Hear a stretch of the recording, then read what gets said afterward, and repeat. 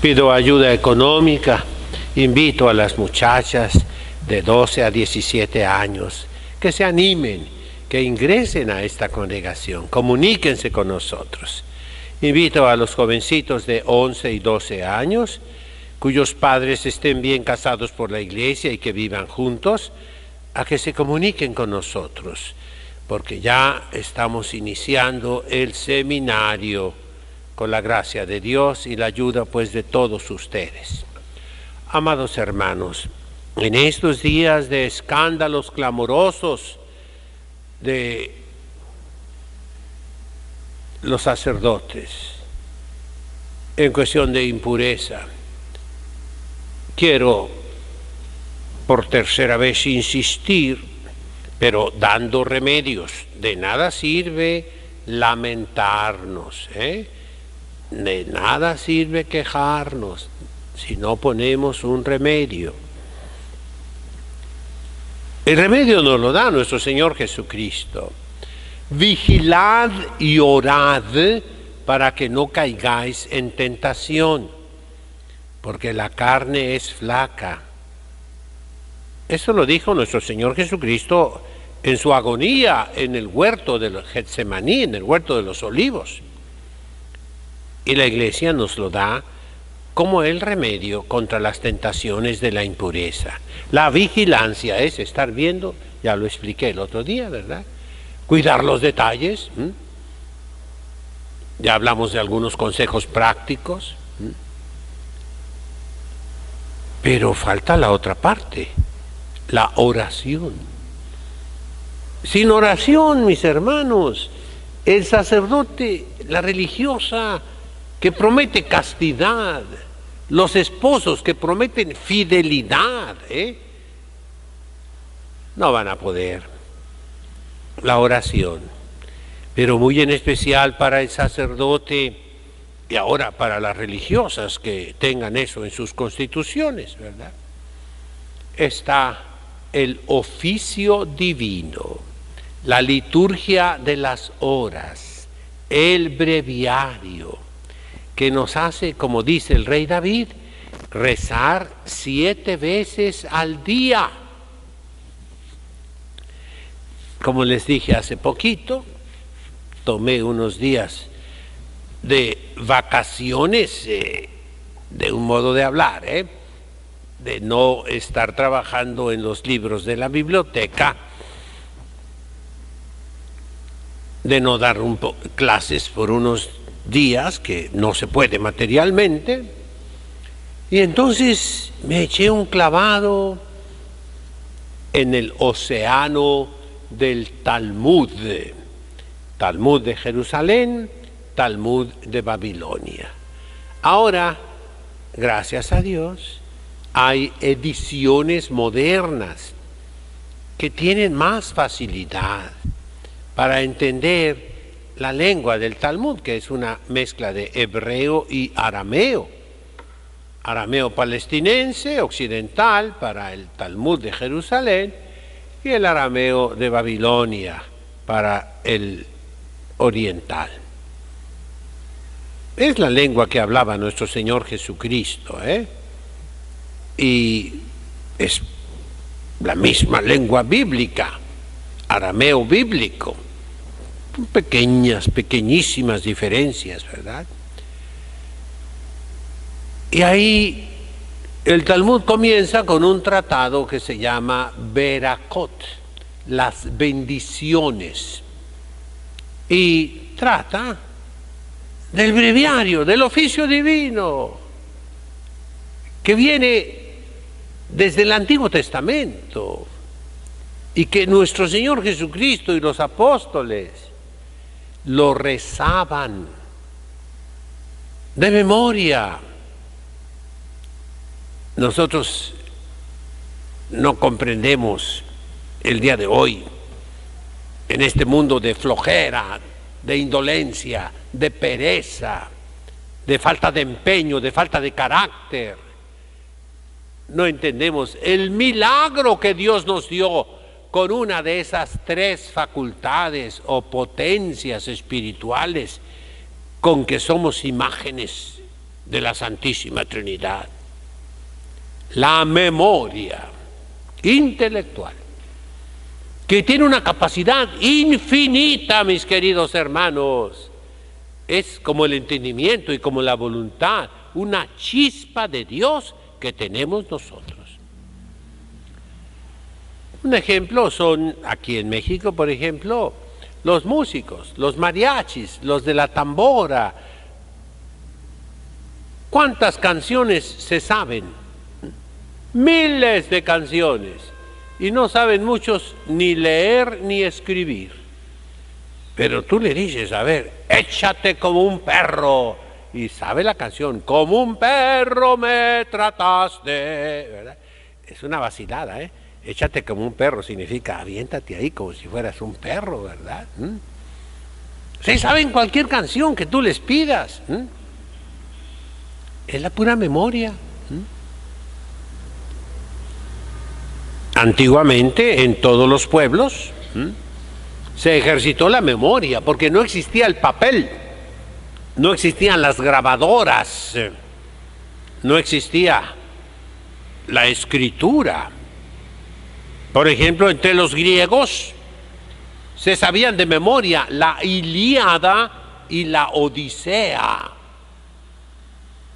Eso es un hecho. Los famosos rapsodas. El día de hoy, entre los musulmanes, se sabe de memoria el Corán, que no es muy chiquito, de memoria. Y los judíos, desde la más remota antigüedad, se sabían de memoria la ley de Moisés, se sabían de memoria los salmos, y el pueblo cristiano en la antigüedad se sabía de memoria los salmos. Pues entre los judíos, la Mishnah, eso significa repetir, repetir y repetir de memoria la tradición de los antiguos. Y ya después con la escritura se perfeccionó todo. Y entonces viene la tradición conservada en la liturgia de la Iglesia Católica, porque es revelación de Dios, de que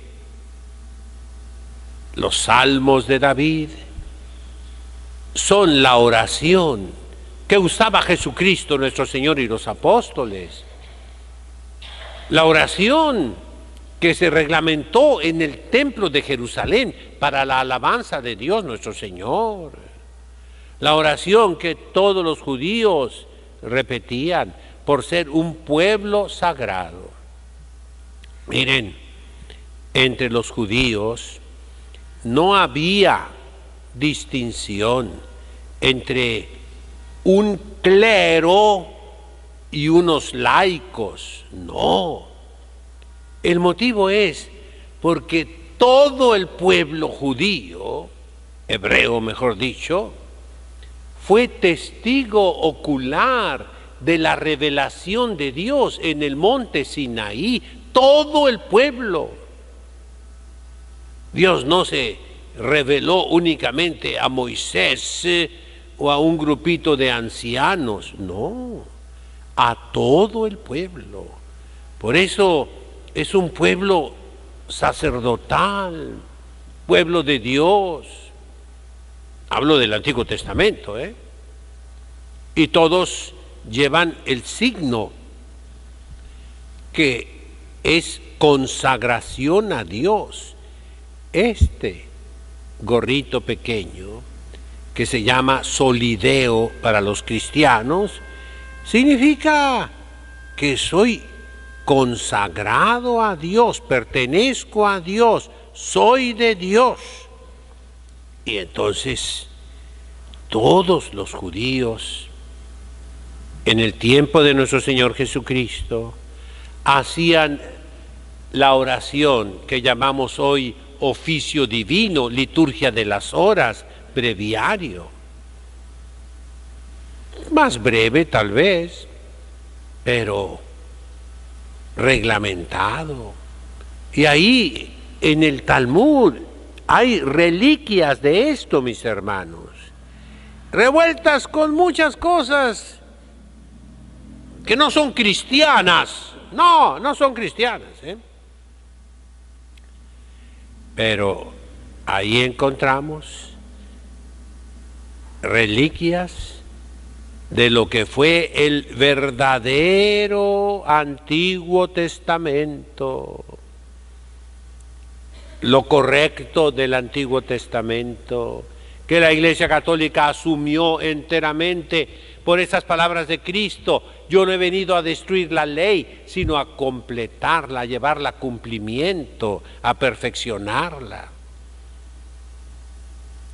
Pero dejemos eso. En la noche deben rezar los sacerdotes. Hay 3 nocturnos, que significa de noche. El sacerdote se levanta a alabar a Dios, a darle gracias, a pedirle perdón, a pedirle por el pueblo cristiano, intercediendo. Cuando sale el sol, se hacía oración en el templo, en las sinagogas, en las casas, en el Antiguo Testamento. Y eso pasó al cristianismo con los laudes matutinos. Luego, repito, lo dice David, 7 veces al día. La hora de prima, la hora de tercia, de sexta, de nona, las vísperas y el completorium en la noche, las completas. Todo el día y toda la noche está marcada por la plegaria, por la oración, por la intercesión. Y entonces, el sacerdote está obligado, así era en el subdiaconado, la promesa de vivir célibes en castidad y la promesa de rezar el oficio divino. Obligación bajo pecado mortal, se nos decía clarísimamente cuando éramos seminaristas. Y por eso el sacerdote siempre traía su libro de oración. Y así lo encontramos en las películas antiguas, en las fotografías antiguas, en las pinturas antiguas. El sacerdote, los santos sacerdotes, siempre con su libro, para alabar a Dios, para bendecirlo, para glorificarlo, para darle gracias. En nombre de todo el pueblo. Por eso se llama oficio. Es algo oficial. Y eso, mis hermanos, aparte que es cultura sagrada, aparte que es instrucción, enseñanza para el sacerdote. Son 4 volúmenes del breviario. Hablo del breviario tradicional en latín. Nuestras religiosas, nuestros religiosos lo van a rezar en hebreo, en griego, en arameo, y claro, en latín también, ¿verdad? Porque están llamados a una altura de excelencia, de eminencia, obedeciendo al Concilio Ecuménico Vaticano II, al Concilio de Florencia, ecuménico, que habla de las lenguas bíblicas, que habla de las lenguas originales, pero con piedad, con devoción, con fervor. Eso es la defensa contra las tentaciones.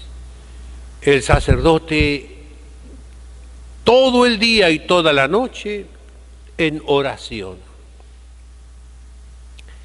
Cada hora del día está marcada por una llamada a la oración. La iglesia, cuando fundaba un edificio para el culto divino, en la antigüedad, la primera preocupación era que hubiera quien rezara de día y de noche. Se proveía a cada iglesia con el clero suficiente para ese deber, para ese oficio. Y todavía yo recuerdo, era seminarista, cuando el Papa Pablo VI erigió nuestro vicariato apostólico de la Baja California, lo erigió en diócesis. Y esa bula, me tocó traducirla varias veces, ahí manda que se erija el capítulo de canónigos. Nadie hizo caso. Y ahora ya ni llorar es bueno. Pero, ¿qué son los canónigos? Son sacerdotes deputados por la Iglesia para que en la catedral, en la cátedra del obispo, recen de día y de noche los 3 nocturnos, los maitines, los laudes matutinos, la prima, la tercia, la sexta, la nona, las vísperas, las completas. Y es la misma tradición que encontramos en los judíos, que se conserva, mis hermanos. Rezar piadosamente, rezar sin interrumpir, rezar antes de comer, rezar antes de dormir, rezar con intención del corazón. Todavía más, los judíos conservan esa costumbre. Como digo, rezaban de memoria, no leyendo. Pero al rezar el primer mandamiento de la ley de Dios, que dice nuestro Señor Jesucristo, en ese y el amor al prójimo, están resumida toda la ley y los profetas. ¿Qué hacen los judíos? Y lo pueden ver ustedes en una película que hicieron en Las sandalias del pescador. Sale un artista mexicano, Anthony Quinn, y es el Papa que sale del Vaticano y se va por las callecitas de Roma, llega al gueto de los judíos en Roma, y está una mujer o un señor muriéndose, y entonces no hay quien lo asista, está solo, y él, como obispo de Roma, le ayuda a bien morir y reza esa oración: Shema Israel Adonai Eloheinu Adonai Echad, Be'ahavta et Eloheka mekol levaveka, mekol meodeka, mekol reoneka, Be'shananta lavanim, Be'lechteka, Be'shopteka, Be'yosheka. Y repetirás este mandamiento a tus hijos y a los hijos de tus hijos, cuando camines, cuando estés sentado, cuando te acuestes. Pero ¿cómo la reza?